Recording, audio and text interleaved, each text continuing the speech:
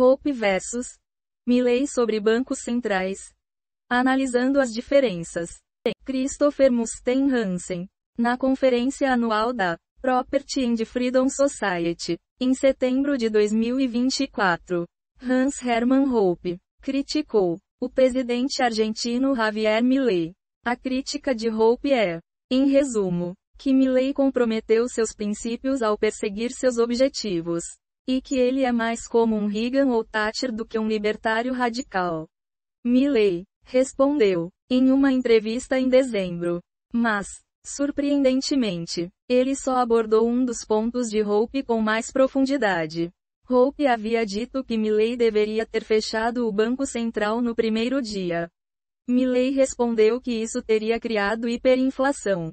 O contra-argumento de Milei, assim como a crítica inicial de Hoppe, é uma questão de pura teoria em vez de política prática. É necessário um banco central para garantir o valor do dinheiro fiduciário? Os argumentos ruins de Milei, como o fechamento do Banco Central levaria à hiperinflação. Segundo Milei, o argumento é bastante simples. Os pesos em circulação na Argentina são um passivo do Banco Central, como todo dinheiro fiduciário. No mundo moderno, então, se o Banco Central for fechado, eles perdem seu valor, pois não há mais nenhuma instituição que prometa respaldar ou resgatar os passivos. Isso não é diferente do que acontece com as obrigações de outras empresas e instituições. Este argumento deve ser visto em conexão com um segundo ponto, que Milei insinuou. Problema do último período. Uma moeda fiduciária só tem valor para um indivíduo porque outros estão dispostos a aceitá-la em troca. No final dos tempos, não haverá mais ninguém disposto a aceitar a moeda fiduciária. Isso significa que, no período imediatamente anterior a esse, ninguém estaria disposto a aceitar dinheiro fiduciário, pois saberiam que não poderiam gastá-lo. E o mesmo aconteceria no período imediatamente anterior a esse período. E assim, em um processo lógico de indução reversa, chegamos à conclusão de que uma moeda fiduciária não pode ter nenhum valor hoje, já que não teria nenhum valor no final dos tempos. Se o problema do último período destrói o valor do dinheiro fiduciário, o Banco Central ou alguma outra instituição são necessários para fornecer algum valor positivo ao dinheiro. Mas como isso é feito se não há a conversão do dinheiro em outra coisa? A resposta é o que se chama de teoria do lastro de ativos do dinheiro. Os teóricos do lastro afirmam que o dinheiro é, de fato, lastreado e resgatável em algo. A obrigação de pagar impostos em moeda padrão, ou os empréstimos e títulos no balanço patrimonial do Banco Central. Isso não é diferente hoje do que era no padrão ouro. Exceto que, no padrão ouro, a conversão em ouro era uma terceira possibilidade. Assim, o economista espanhol Juan Ramón Halo, em sua defesa de Milei, argumenta que o Banco Central é crucial para a oferta de dinheiro e que os ativos que ele detém determinam o valor da moeda que emite. O que torna o peso uma moeda ruim e inflacionária é a qualidade dos ativos que a sustentam, não a taxa de inflação. E remover todo o respaldo do peso, consequência da abolição do Banco Central, faria o valor do peso cair para zero, resultando em uma hiperinflação, como afirmou Milei. Embora a teoria do lastro de ativos do dinheiro não seja amplamente conhecida, ela tem uma longa linhagem. Sua formulação moderna provém principalmente dos economistas Thomas Sargent e Neil Wallace. Mas é realmente apenas uma versão moderna da antiga doutrina das letras reais. Não é surpresa, portanto, que Halo, um defensor importante e uma possível influência de Milei, seja conhecido por seu apoio à doutrina das letras reais. Como o dinheiro realmente funciona. Javier Milei e seu defensor Juan Halo argumentam contra os princípios fundamentais da escola austríaca no campo da teoria monetária. Não apenas contra posições únicas de Hoppe. Pois, enquanto os free bankers modernos têm alguma afinidade com a doutrina das letras reais, Mises e seus seguidores estavam e estão comprometidos com os princípios da Currency School e da teoria quantitativa, devidamente compreendida. Mas os argumentos de Milley são bem-sucedidos? O problema do último período. Vamos primeiro abordar o problema do último período. Se, em algum momento em um futuro infinito, não houver mais trocas e, consequentemente, nenhuma demanda por dinheiro, isso teria alguma relevância para o valor do dinheiro hoje? A indução reversa a partir de um futuro infinito implicaria que um dinheiro puramente fiduciário não teria valor atualmente. Embora esse raciocínio seja logicamente consistente até certo ponto, ele ignora um fator crucial: a preferência temporal e o desconto intertemporal. Custos e benefícios esperados no futuro são descontados para o presente quando uma pessoa toma decisões. Os custos futuros de uma determinada ação podem superar os benefícios presentes. Mas, ainda assim, uma pessoa pode optar por realizá-la, pois o que realmente importa é o custo descontado no presente. Da mesma forma, no caso do dinheiro, pode ser verdade que o dinheiro fiduciário será inútil em um futuro muito distante. Mas essa perspectiva deve ser trazida para o presente através do desconto intertemporal.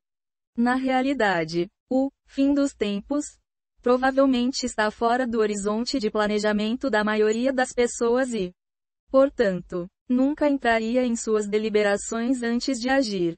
O que importa ao avaliar a posse de dinheiro é seu valor esperado no futuro próximo, e não especulações sobre um futuro indefinidamente distante. Assim, não há dificuldade em compreender por que o dinheiro fiduciário tem valor. Embora o problema do último período seja geralmente formulado em relação ao dinheiro fiduciário, ele também afetaria outros tipos de dinheiro. Um dinheiro mercadoria, como o ouro, é valorizado tanto por seus usos industriais e de consumo quanto por sua função monetária. No entanto, mesmo o ouro não teria utilidade monetária no fim dos tempos. O que significaria que, no presente, ele não poderia ter valor monetário. Ou seja, as pessoas valorizariam o ouro apenas por seus usos não monetários. Mas essa conclusão é realmente razoável? Será que apenas a demanda da indústria e dos joalheiros determinava o valor do ouro durante o padrão ouro? No entanto, essa é a conclusão inevitável se aceitarmos o problema do último período. De modo mais geral, o problema só existe no mundo simplificado da economia matemática, onde o tempo é modelado como uma dimensão espacial. Um fato objetivo no final da linha do tempo é, nesse mundo, tão real quanto um fato objetivo no início. Mas esse não é o caso. Como um ponto filosófico, é preciso enfatizar que o futuro não existe, somente o presente existe. Em economia, o que importa não é o que pode acontecer objetivamente no futuro, mas as expectativas atuais sobre o que pode acontecer e as avaliações subjetivas atuais dos resultados futuros esperados. O Banco Central e a teoria do lastro. Como o problema do último período não é um problema real, não precisamos de uma teoria alternativa para explicar o valor do dinheiro. Mas, então, quanto mérito tem a teoria do lastro proposta? Na verdade, muito pouco. Primeiramente, o dinheiro não é, de forma significativa, uma obrigação do Banco Central. Se você possui $1, não tem qualquer direito legalmente exigível contra o Banco Central ou o governo dos Estados Unidos. Da mesma forma, uma nota de euro não concede a você um direito contra o Banco Central Europeu. E assim por diante. O fato de os dólares estarem registrados como um passivo no balanço do Fed é um resquício do padrão ouro, período em que o Fed realmente tinha a obrigação de resgatar as notas emitidas em ouro. O mesmo se aplica a outros bancos centrais. Trata-se apenas de uma ficção contábil, que ajuda o Banco Central a manter o controle sobre a emissão de moeda. Nada além disso. E quanto aos ativos do Banco Central que supostamente lastreiam sua moeda? Não seria possível resgatar dinheiro por meio dos títulos e outros ativos que ele detém?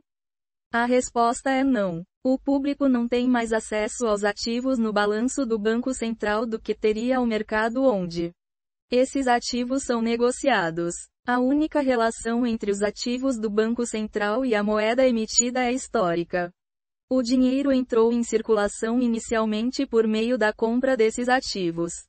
Não existe hoje um vínculo real entre ativos e passivos, como a teoria do lastro exigiria. O valor do dinheiro fiduciário é completamente independente do valor dos ativos do Banco Central, pois não há maneira de converter diretamente a moeda nesses ativos, a não ser comprando-os no mercado. Se isso for considerado lastro, então qualquer bem ou serviço trocado por dinheiro também serviria como lastro.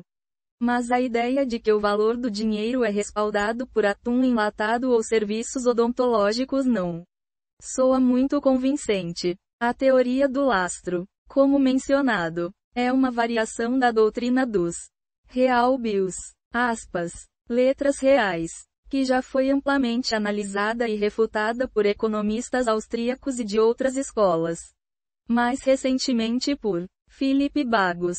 Segundo essa doutrina, um banco pode expandir com segurança a circulação de moeda e aumentar a oferta monetária sem causar inflação, desde que o faça lastreado em letras reais de curto prazo, ou seja, títulos originados de atividades econômicas reais.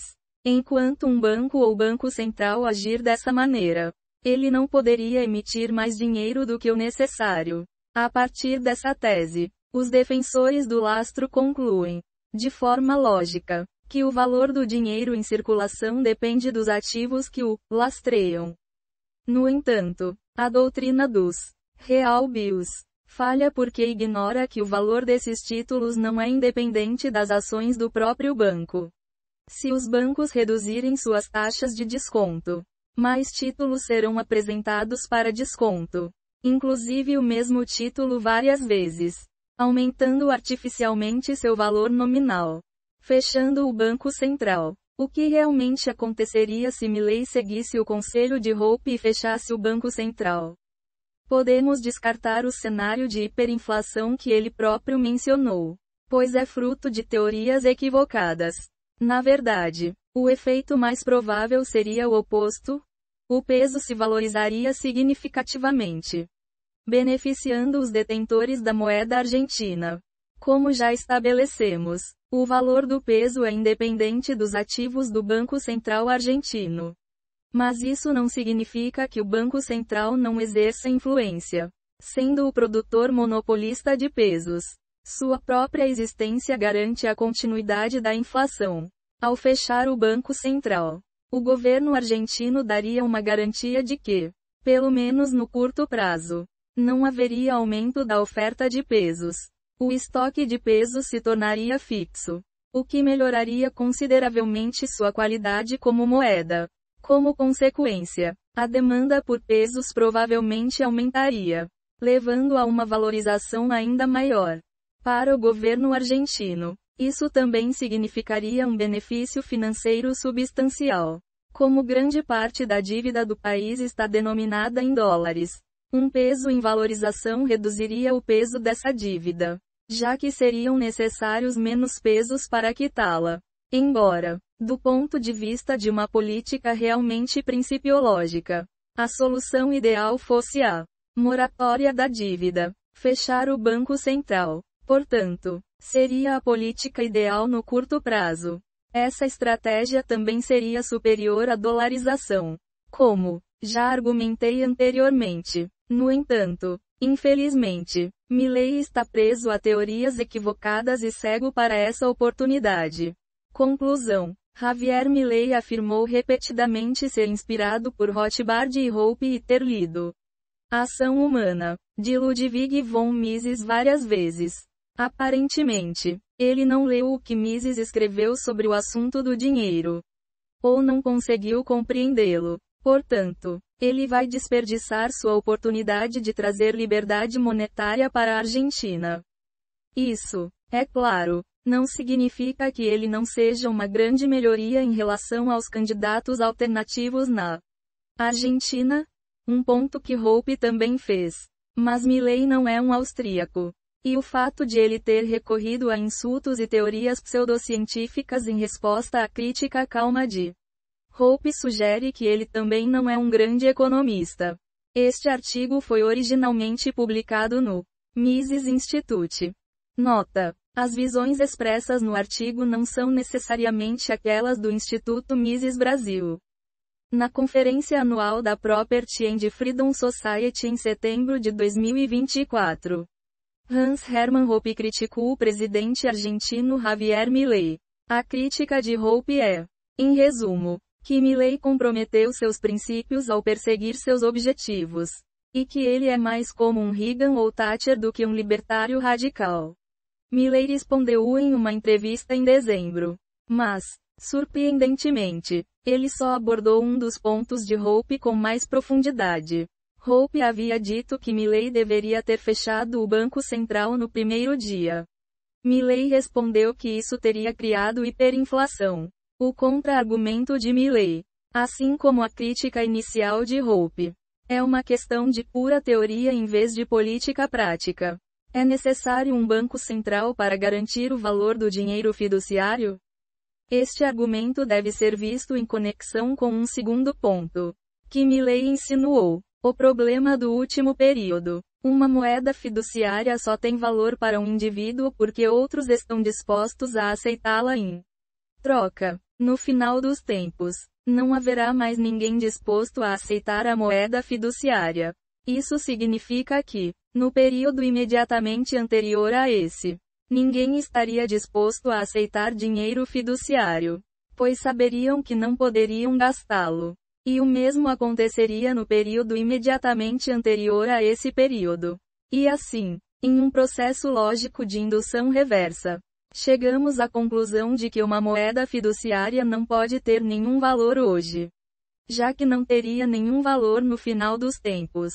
Se o problema do último período destrói o valor do dinheiro fiduciário, o Banco Central ou alguma outra instituição são necessários para fornecer algum valor positivo ao dinheiro. Mas como isso é feito se não há a conversão do dinheiro em outra coisa? A resposta é o que se chama de teoria do lastro de ativos do dinheiro. Os teóricos do lastro afirmam que o dinheiro é, de fato, lastreado e resgatável em algo a obrigação de pagar impostos em moeda padrão, ou os empréstimos e títulos no balanço patrimonial do Banco Central. Isso não é diferente hoje do que era no padrão ouro, exceto que, no padrão ouro, a conversão em ouro era uma terceira possibilidade. Assim, o economista espanhol Juan Ramón Halo, em sua defesa de Milei, argumenta que o Banco Central é crucial para a oferta de dinheiro e que os ativos que ele detém determinam o valor da moeda que emite. O que torna o peso uma moeda ruim e inflacionária é a qualidade dos ativos que a sustentam, não a taxa de inflação. E remover todo o respaldo do peso, consequência da abolição do Banco Central, faria o valor do peso cair para zero, resultando em uma hiperinflação, como afirmou Milei. Embora a teoria do lastro de ativos do dinheiro não seja amplamente conhecida, ela tem uma longa linhagem. Sua formulação moderna provém principalmente dos economistas Thomas Sargentini e Wallace. Mas é realmente apenas uma versão moderna da antiga doutrina das letras reais. Não é surpresa, portanto, que Halo, um defensor importante e uma possível influência de Milei, seja conhecido por seu apoio à doutrina das letras reais. Javier Milei e seu defensor Juan Halo argumentam contra os princípios fundamentais da escola austríaca no campo da teoria monetária, não apenas contra posições únicas de Hoppe, pois, enquanto os free bankers modernos têm alguma afinidade com a doutrina das letras reais, Mises e seus seguidores estavam e estão comprometidos com os princípios da Currency School da teoria quantitativa, devidamente compreendida. Mas os argumentos de Milei são bem-sucedidos? A teoria do lastro, como mencionado, é uma variação da doutrina dos real bills, letras reais, que já foi amplamente analisada e refutada por economistas austríacos e de outras escolas. mais recentemente por Philip Bagos. Segundo essa doutrina, um banco pode expandir com segurança a circulação de moeda e aumentar a oferta monetária sem causar inflação, desde que o faça lastreado em letras reais de curto prazo. Ou seja, títulos originados de atividades econômicas reais. Enquanto um banco ou banco central agir dessa maneira, ele não poderia emitir mais dinheiro do que o necessário. A partir dessa tese, os defensores do lastro concluem, de forma lógica, que o valor do dinheiro em circulação depende dos ativos que o lastreiam. No entanto, a doutrina dos real bills falha porque ignora que o valor desses títulos não é independente das ações do próprio banco. Se os bancos reduzirem suas taxas de desconto, mais títulos serão apresentados para desconto, inclusive o mesmo título várias vezes, aumentando artificialmente seu valor nominal. Para o governo argentino, isso também significaria um benefício financeiro substancial. Como grande parte da dívida do país está denominada em dólares, um peso em valorização reduziria o peso dessa dívida, já que seriam necessários menos pesos para quitá-la. Embora, do ponto de vista de uma política realmente principiológica, a solução ideal fosse a moratória da dívida. Fechar o Banco Central, portanto, seria a política ideal no curto prazo. Essa estratégia também seria superior à dolarização, como já argumentei anteriormente. No entanto, infelizmente, Milei está preso a teorias equivocadas e cego para essa oportunidade.